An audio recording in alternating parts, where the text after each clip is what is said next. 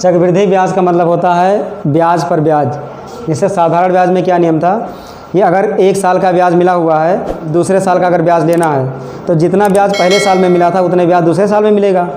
लेकिन इसमें अलग है, जो पहले साल का ब्याज मिला था वो तो मिलेगा, लेकिन इसमें जो दूसरे साल का ब्याज मिलेगा वो पहले के ब्याज का ब्याज मिल जाएगा। जैसे भी मान लें 500 रुपया मूलधन है, खाते में 500 रुपया जमा किए, तो इस पर अगर हमको 10% का ब्याज मिल गया है तो 10% ब्याज कितना होगा 1 साल का। 10% 1 वर्ष का अगर ब्याज निकाला जाए तो कितना होगा 500 गुणे 10 गुणे 1/100, तो 0 0 कट गया, 5 2 50, 50 रुपया ब्याज बना टोटल। यानी 1 साल का जो ब्याज बना वो 50 रुपया बना सिर्फ। अगर दूसरे साल का निकालेंगे तो भी 50 बनेगा, तीसरे साल के निकालेंगे तो भी 50 बनेगा। यानी साधारण वाले में जितना ब्याज पहले साल का मिलेगा उतने ब्याज हर साल का मिलेगा, मतलब मूलधन पहले साल वाले को ही लिया जाता है। लेकिन चक्रवृद्धि में क्या है कि ये पहले साल का हो गया तो दूसरे साल का अगर निकालना होगा हमको तो दूसरे में ब्याज तो मिलेगा 500 का, लेकिन जो 50 वाला है इसका भी ब्याज मिलेगा हमको। जैसे 500 का ब्याज मिला, 10 गुणे 1/100, इसको काट देंगे तो ये हो जाएगा 50 रुपया। ये दूसरे साल का ब्याज हुआ 50, लेकिन 50 जो पहले साल का ब्याज मिला था उसका भी ब्याज मिलेगा, तो इस 50 का भी ब्याज निकालेंगे।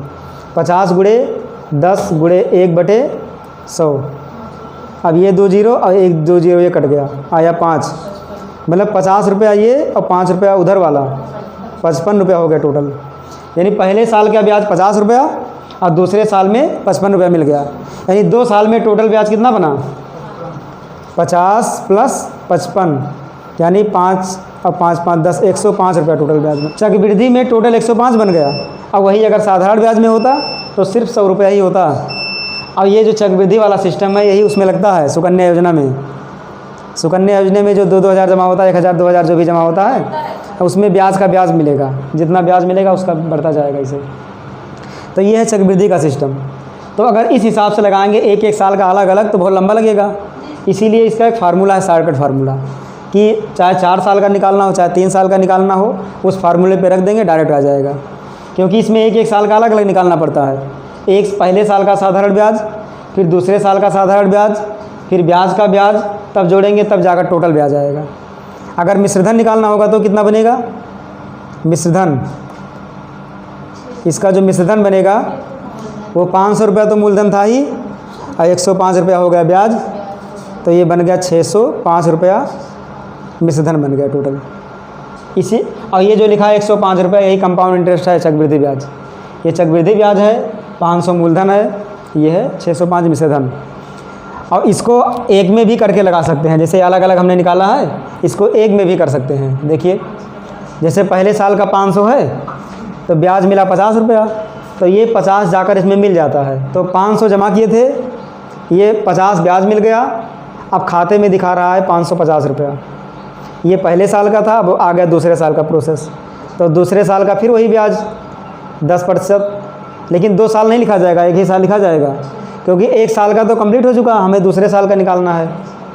इसको काट देंगे तो ये आ गया 55 रुपया। देखिए अलग अलग निकाले थे तो 50 + 5 55 बना था, अब अगर 50 को उसी में जोड़ करके निकाले तो भी 55 बना। तो चाहे अलग अलग निकालेंगे चाहे एक में निकालेंगे उतने बनेगा। और इन सब का शॉर्टकट एक अलग है। चक्रवृद्धि मिश्रधन बराबर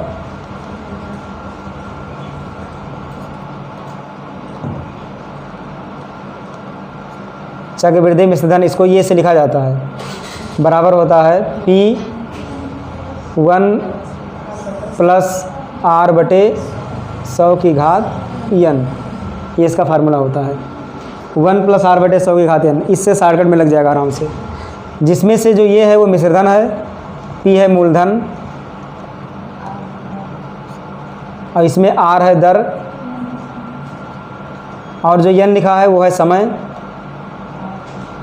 इतना चीज़ इसमें दिया हुआ है, इससे आराम से लग जाएगा। लेकिन इसमें डायरेक्ट मिश्रधन लिखा होता है, ब्याज नहीं लिखा होता है।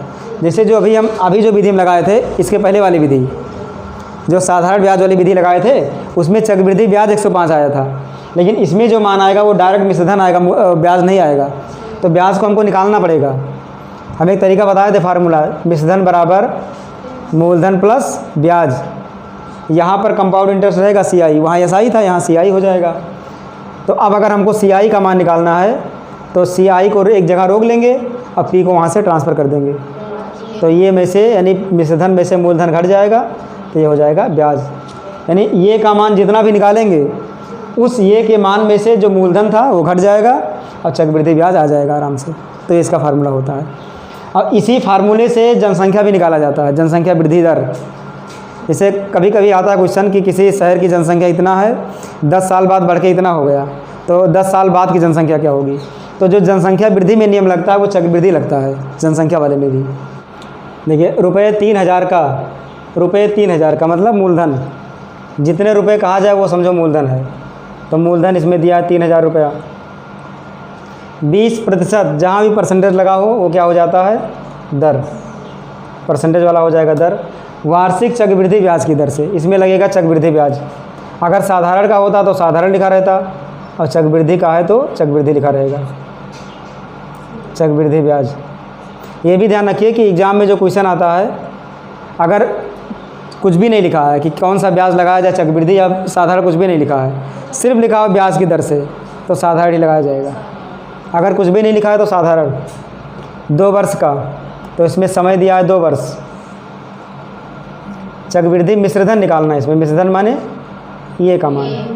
तो पहले 1-1 साल वाला निकाल लें, 1-1 साल वाला, उसके बाद फार्मूले वाला दोनों।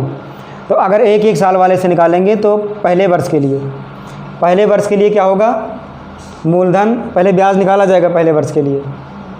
जो पहले वर्ष का ब्याज होगा तो होगा मूलधन यानी 3000 गुणे दर 20 गुणे समय 1, पहले साल का 1/100 काट देंगे इसको, 2 जीरो से 2 जीरो कट गया, तो आ गया 3 दूनी 6, 1 जीरो यहाँ 1 जीरो यहाँ, 00, 600 रुपये ब्याज हो गया पहले साल का। अब दूसरे साल का, तो दूसरे साल में जो ब्याज बनेगा वो अलग होगा, क्योंकि अब जो पहले साल का ब्याज मिला था वो जाकर मूलधन में जुड़ जाएगा पहले वाले में। पहले का मूलधन क्या बना, 3000 था, तो 3000 में 600 जुड़ जाएगा, तो अब नया मूलधन बन जाएगा 3600 रुपया। नया मूलधन बनेगा 3600, क्योंकि जो ब्याज आया वो उसी में जुड़ जाएगा फिर।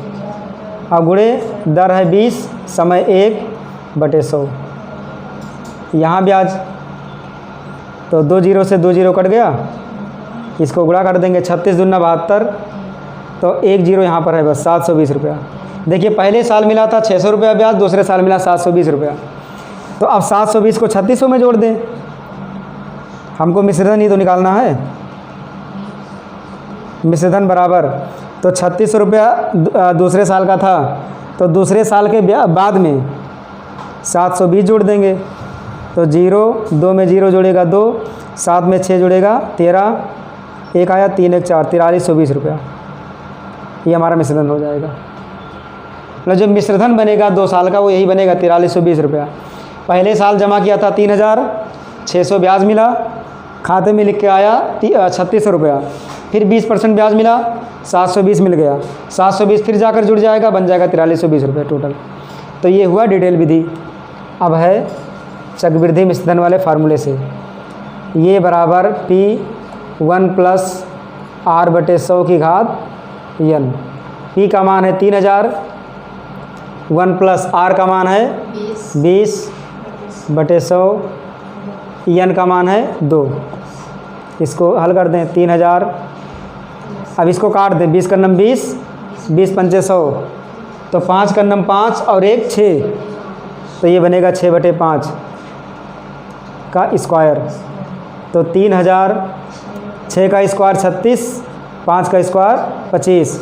अब इसको भाग कर दें, 50 25, 5 36, ये कट गया 30, बचा 00, फिर 5 से काट दें, 5 का नम 5, 1 बचा, तो जब 1 बचा तो ये बनेगा 10, 5 दूनी 10, 0। अब इसको गुणा करा दें, 36 का 120 से गुणा, 120 गुणे 36, तो खाली अंक का गुणा करेंगे 12 का 36 से, 12 से 72 के 2 हासिल आया 7, 12 3 36, 36 7, 36 4 40 3 43, 1 जीरो था यहाँ पर तो 0 को लगा देंगे, तो 4320 रुपये आ गया ये। तो ये हो गया फार्मूले से, ये हो गया बेसिक विधि। या किसी धन का 10% वार्षिक ब्याज की दर से चक्रवृद्धि मिश्र धन 6655 हो जाता है। वहाँ धन ज्ञात कीजिए यदि धन 3 वर्ष तक ब्याज पर रहा हो। तो इसमें हमको क्या निकालना है, इसमें मूलधन निकालना है, पी का मान। तो ये दर दिया है आर का मान 10 और इसमें चक्रवृद्धि मिश्र धन ये का मान दिया है 6655 रुपया और हमको वहाँ धन ज्ञात करना है, मतलब पी का मान जो बैंक में जमा किया जाता है। और इसमें 3 साल तक टी का मान दिया है, यानी एन का मान, इसमें एन लिखा जाता है, तो एन का मान 3 वर्ष।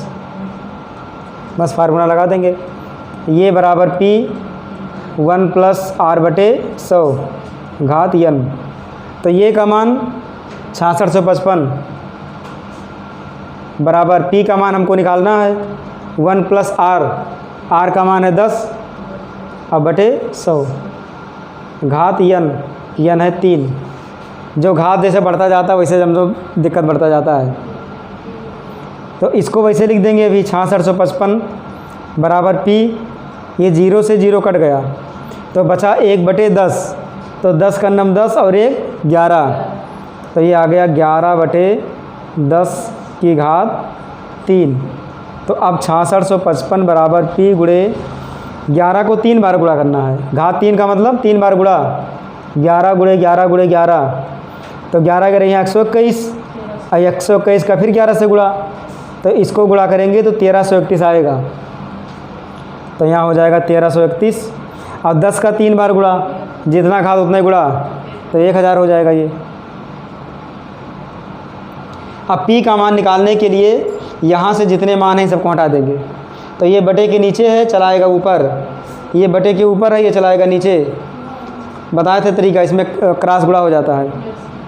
तो लिखेंगे 6655 गुणे 1000 ऊपर आ जाएगा, अब बटे के नीचे आ जाएगा 1331, अब बराबर अकेला बचा पी। अब इसको काट पीट देंगे, बस पी का मान आ जाएगा।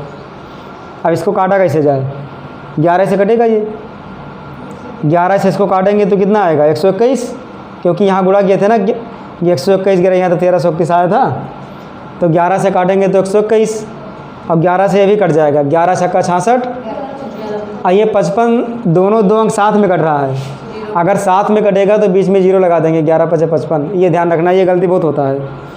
काटेंगे लिख देंगे डायरेक्ट 65 और जब लगाएंगे तो विकल्प में भी उत्तर भी दिया रहेगा, कोई ना कोई उत्तर ज़रूर आ जाएगा।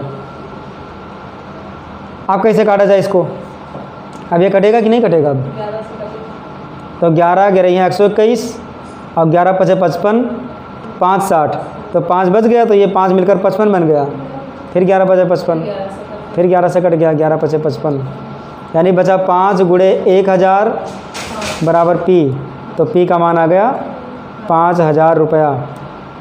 बस ये आ गया 5000 रुपया। अब जो पी का मान निकालना था इसको हम पहले वाले सूत्र से नहीं निकाल पाएंगे, जो पहले वाला फार्मूला था साधारण ब्याज वाला, अलग अलग खंड में करके, उससे दिक्कत हो जाएगा, बहुत लंबा चला जाएगा।